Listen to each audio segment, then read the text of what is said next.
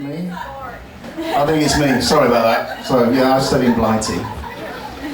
Okay, the next person, I think he's relatively important to this event today.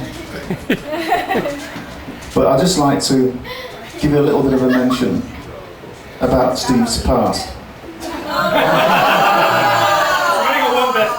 But I'm sorry, but the best man has tasked me with this. Apparently you played golf a little while ago, and Dave, remind me of the names. It was you and Glenn. And you teed off on this golf course with an elderly couple in front of you.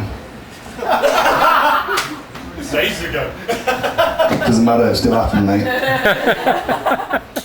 And they entered into a dip. Let's call it one of your undulations that we heard about a couple of days ago. And you waited for quite some time for them to reappear so that you could play your shot. They didn't reappear, so you went up to have a little bit of a look. Is that right, Glenn? Dave? Yeah. And when you got there, the elderly man, and this is a true story, by the way. This is true.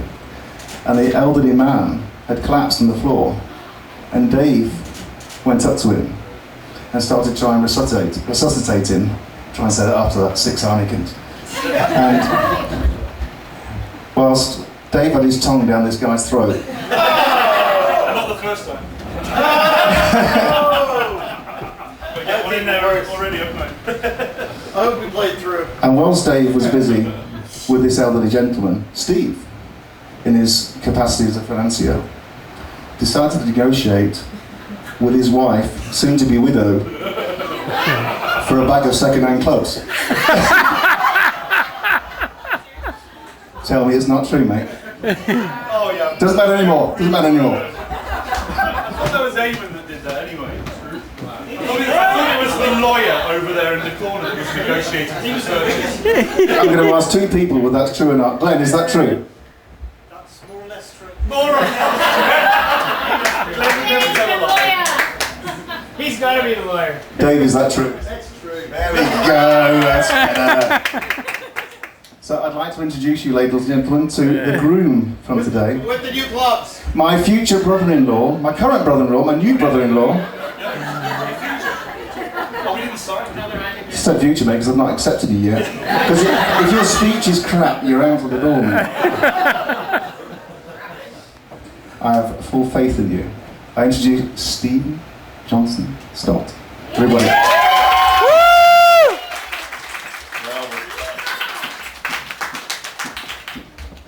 I was going to do this one off the cuff, but I've changed this speech so many times that I can't remember any of it now. So I'm going to have to read most of it anyway. Is that a book? Yeah, for those of you who are wondering, yeah. Spreadsheet.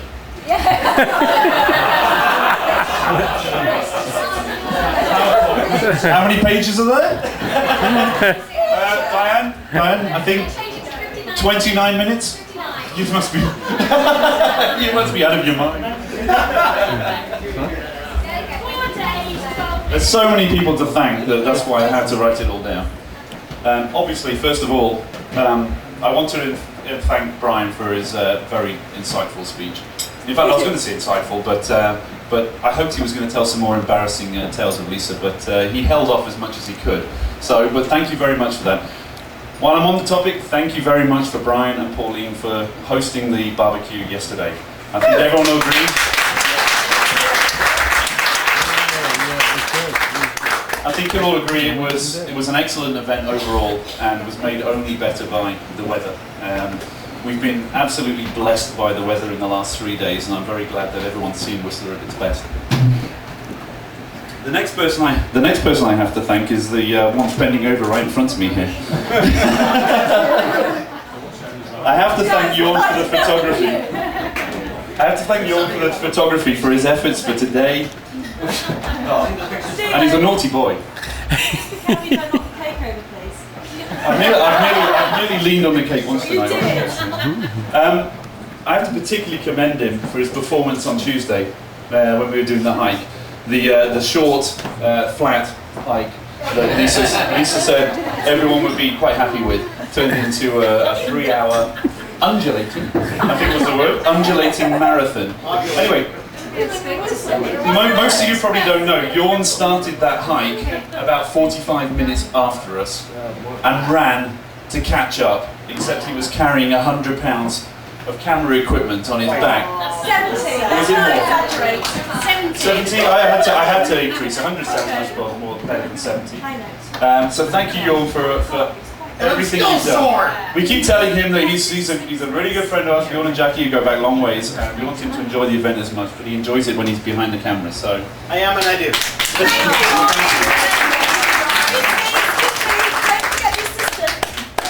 I said thank you to you and Jackie. My wife is not my assistant, she is my leader. Oh my God. Apparently I'm doing something really special tonight.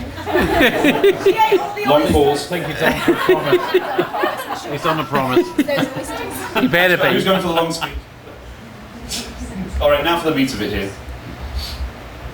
For most of you here today, the values, the truths, the very foundations on which you have based your lives have been rocked to the core.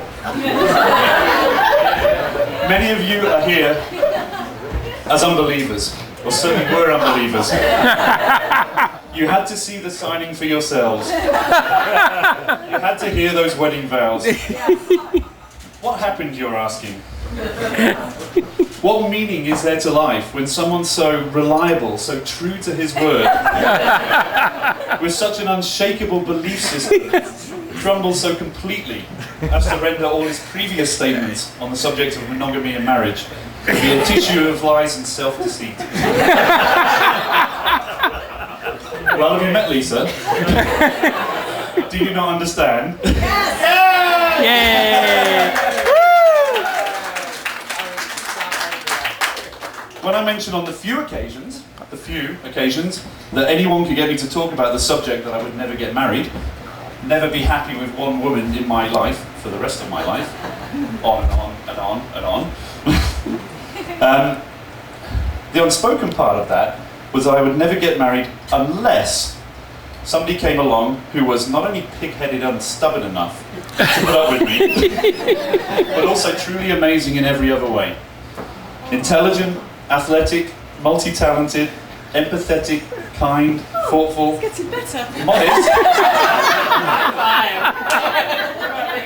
modest, has a great sense of adventure, is in no way dippy, and is of course beautiful. I know you'll all understand and therefore forgive me, as Lisa is a person who is friendly to all and makes everyone feel at ease. I don't need to say that she is the best thing that ever happened to me, because everyone's told me so many times already.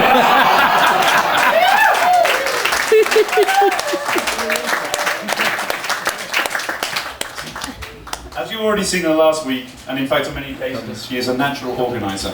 She even organised me into marrying her. But I of course need to thank her for all the efforts she's put in the last few weeks, well months really, in getting ready for this event. While we were moving house and renovating at the same time. Again. And we will be probably in about another 6 months' time again, I'm sure. Lisa, I couldn't have done it without you.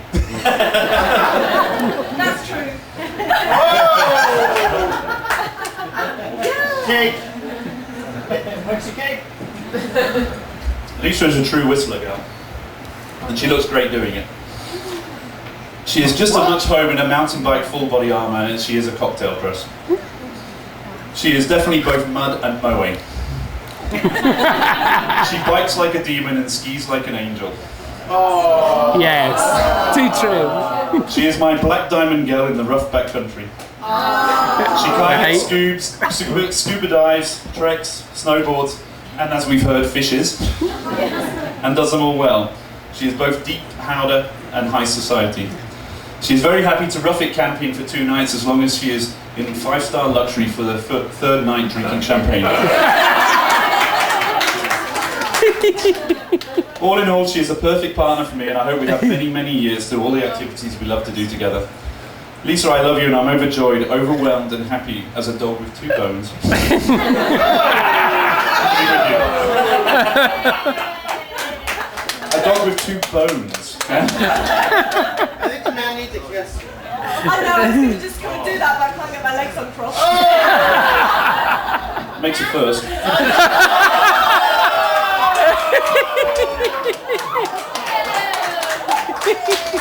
We've not even started yet. That's why I apologise for this one. But that brings me on to the person who is most important in this relationship, and that is, of course, Diane. As you're all aware. I haven't even got Skitch. Of course, to get to Lisa, I had to first get through Diane.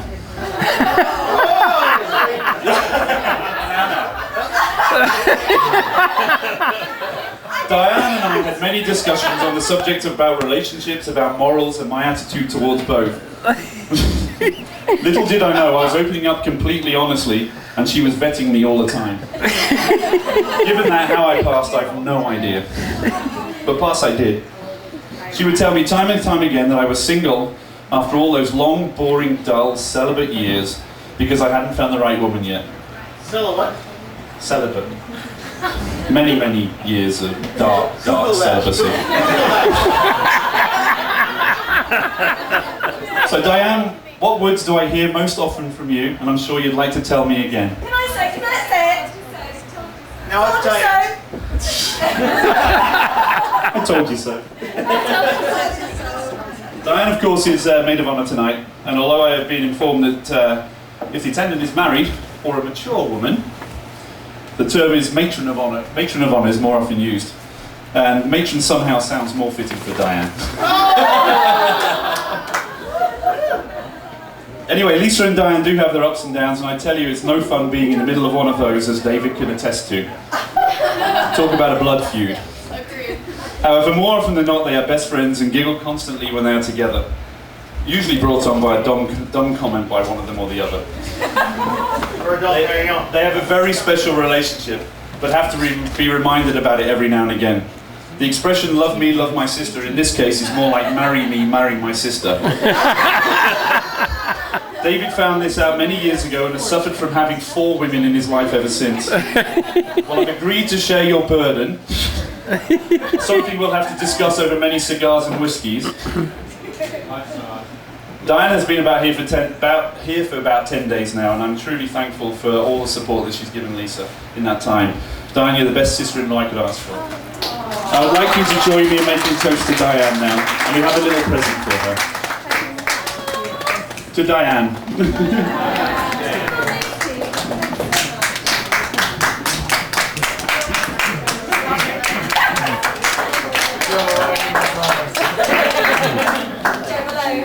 Halfway through. How many minutes is that? We're halfway through. Speed it up? No, I can't. I'm slowing.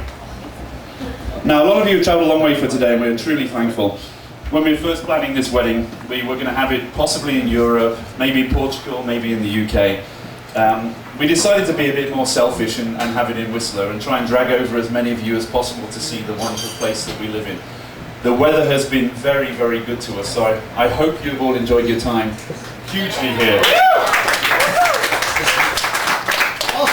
I think the setting today was just one of the most gorgeous I've seen, but I'm biased. Also, I'd like to thank the Rimrock restaurant as well, because the food, again, they've outdone themselves every time that they've been They were absolutely wonderful. Food was great. The wine was great. So thank you to everyone who's travelled a long way. I'd like to single out a few. Thank you to Sean and Alison, who have come 1,000 feet down the mountain. They're close enough to have popped out between courses, and I don't think they're the only ones who have disappeared tonight. That was an option? That's a story for later, I think. But we're seem to be 2 less at this table over here. Just checking. But anyway, no. A lot of people come a long way. From outside of BC, New York, we have Mike and Jen. And of course, we can't forget Jeff, who many of you probably think you know already from the photographs he sent around on the internet.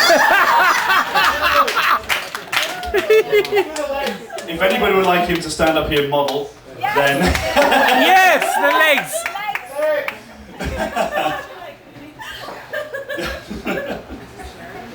from Manzanillo, Mexico, we have Stephen and Susan and Mark and Kathy. We're very happy that you come here to enjoy this with us. Stephen and Susan know the place well. Mark and Kathy, it's your first time, and I hope you've had a great time here. From the UK, sorry, too many to mention, but we're very, very thankful that you've all come here. The people who've come the furthest, of course. Hi, Meadows. But you know, when we were going to have this in Nick North, you were first on the list because you were only around the corner. But now, you're too far now. Obviously, the people who have come the furthest are Chris and Emma, and we're truly grateful that you've managed to come this distance. It was going to be Alison and Johnny, because they live in Wellington. Chris and Emma live in Auckland, and Wellington, a bit further, is it must be a bit, yeah.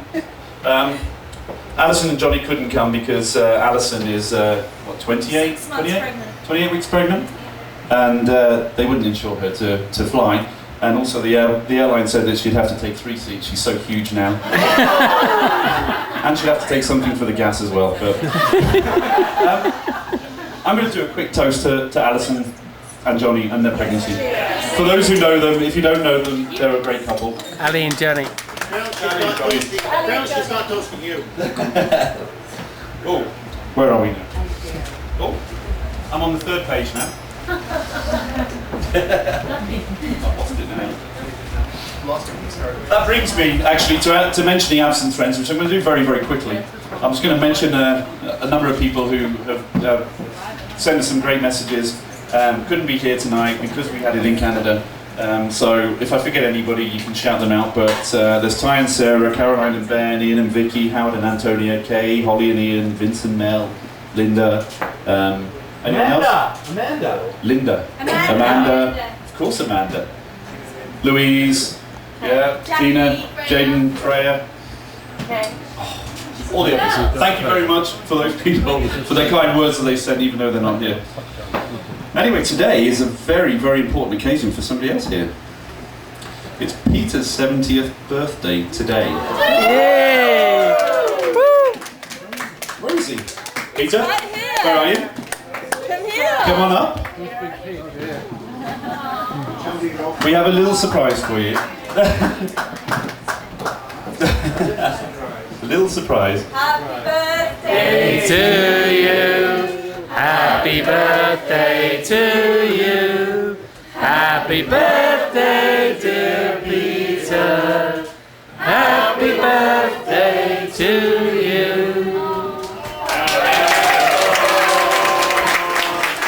Speech. Speech. Well, who's got the longest? We're blowing out big wind. He's 70 today. We couldn't put 70 candles on the cake. Yeah, mine's the same. There are certain advantages in hitting old age. In the UK, you get a free bus pass. You also get free prescriptions. But I'm told that for those who need it, you still have to pay for Viagra, even on prescription.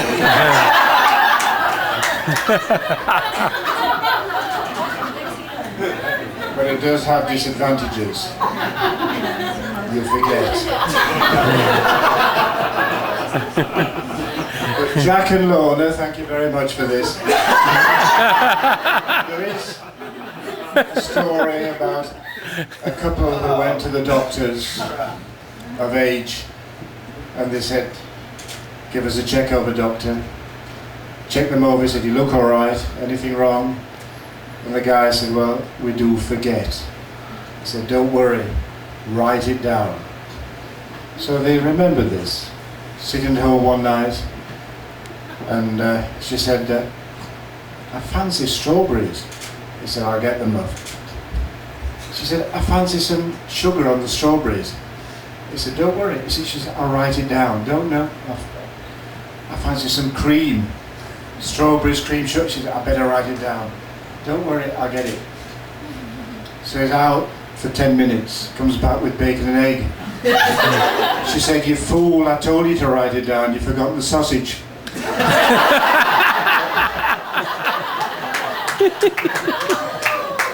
So there are good points and bad points. But it's great to be here. It's been a wonderful day. Nora and I have had 5 days here. It's been great. And I know you'll all enjoy me and say, you'll all join me. Sorry, that's the memory again. Stephen, Lisa, you've been great hosts, and may you have a long and happy, I don't know whether to say fruitful life, but a long and happy life together. Lovely people. Thank you.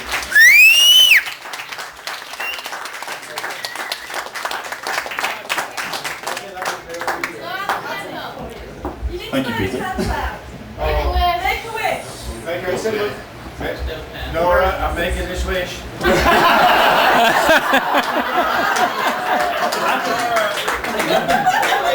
It will. Still got loads to go, sorry. Alright, you're all waiting to hear about the proposal. Oh, I wanted to hear about that too. I've been waiting years. All grooms have to explain the lengths they went to ensure the setting was just right. In our case, things were slightly different. I, of course, given my previous stand on the subject of marriage, had to be sure that Lisa was 100% committed to this. I didn't want her to get all emotional, teary-eyed and overcome by the romance of the situation. That she wasn't going to be giving a rational, logical and well-thought-through response. So I decided the best way was to manipulate her, to maneuver her into asking me. Very cunning So plan. genius. I started to lay the seeds of this at David and Maria's wedding back in October 2007 by being very openly congratulatory to them about how they finally tied the knot and what a great institution they were getting into. I even managed to state a few times that if I ever got married, David, of course, would be returning the favour and being my best man.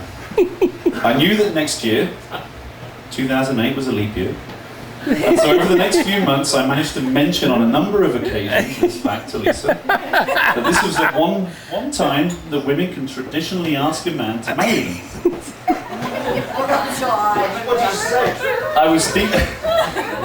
I was thinking ahead to the setting and so booked a well-known couple's honeymoon and wedding resort in Cuba for 2 weeks encompassing the 29th of February. It was actually a week, but that's okay. Well, there you go.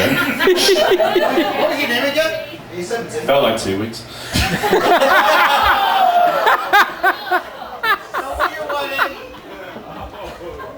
While there and leading up to the 29th, I made sure that we socialised with as many married couples, marriage parties, honeymooners as possible to ensure that Lisa was bombarded subliminally all the time.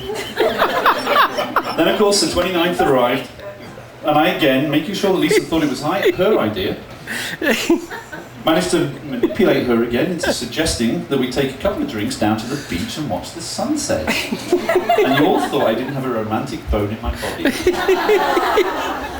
Does it sound familiar, Emma? So the sun duly goes down and Lisa is primed. I turn to her and stare deeply into her eyes and wait for her to pop the question.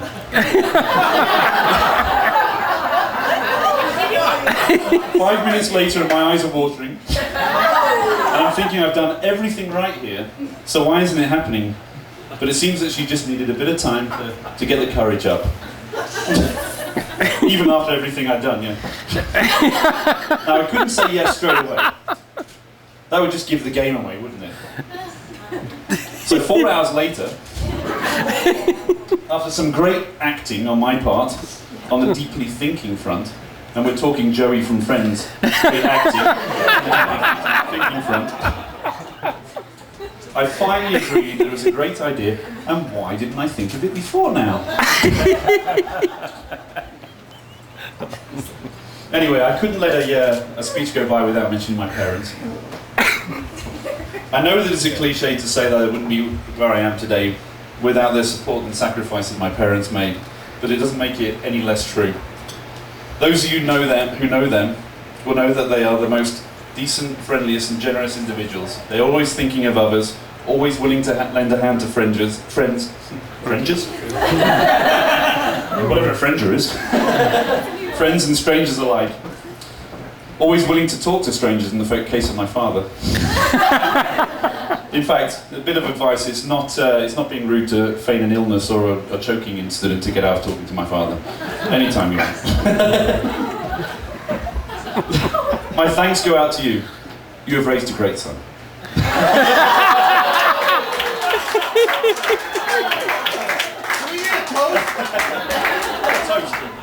To the parents! Good morning, Dad.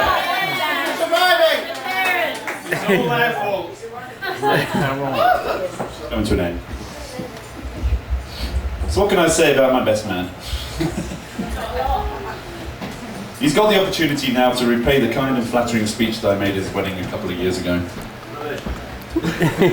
Since then, he has done the decent thing and got Maria pregnant. So we have to give a toast again to Maria now and David on their pregnancy. Lucky baby. See, lots of toasts tonight. I hope your glasses are well stocked.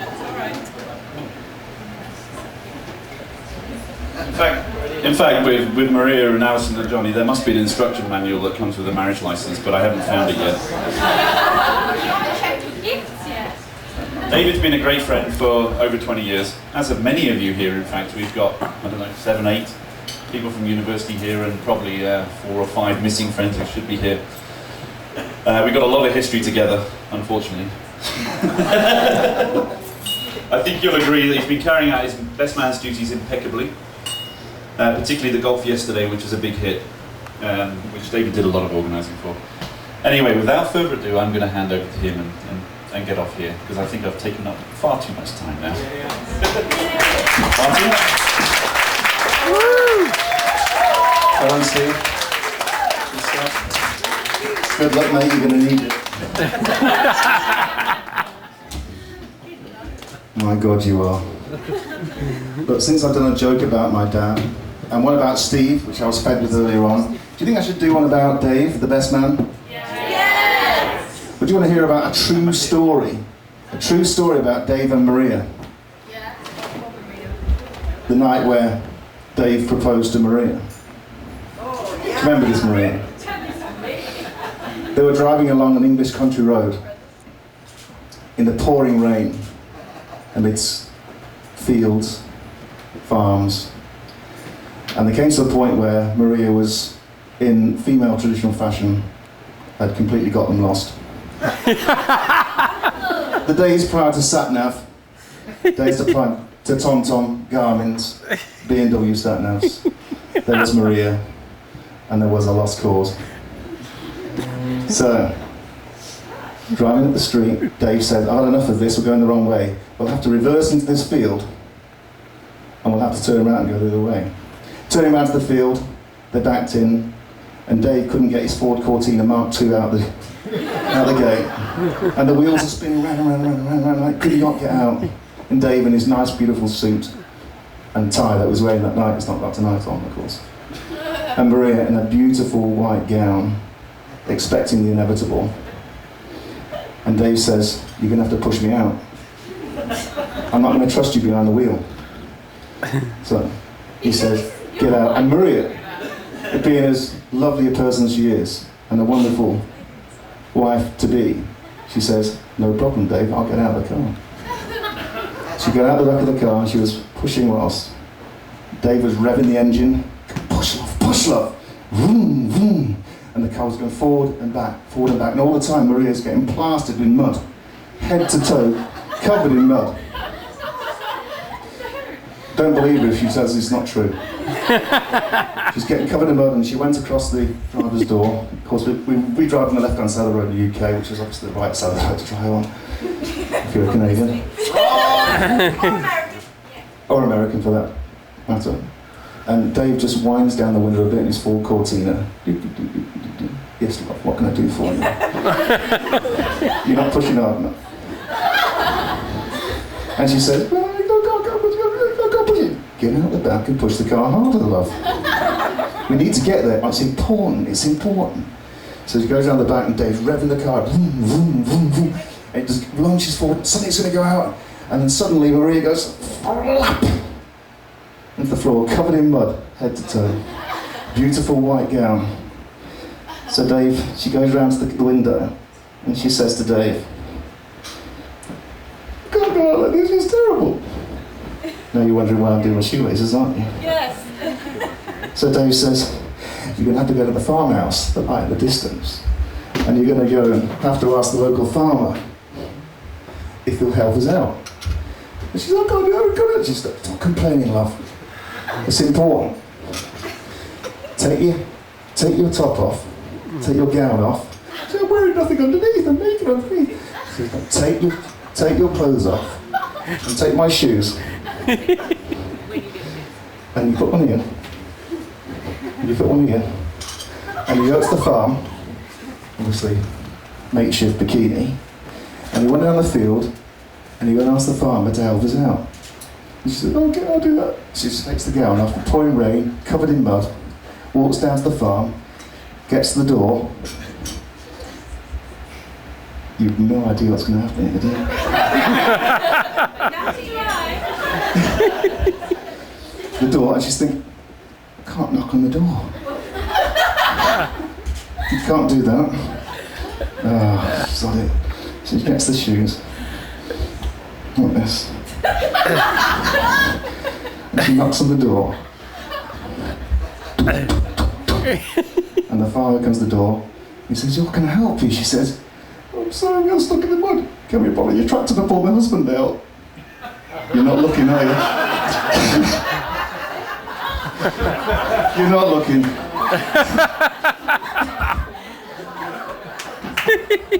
On that note, Dave did propose to Maria. They were married recently. And Dave, our best man of the evening, is going to lead us on from here. So Dave, am I forgiven, mate?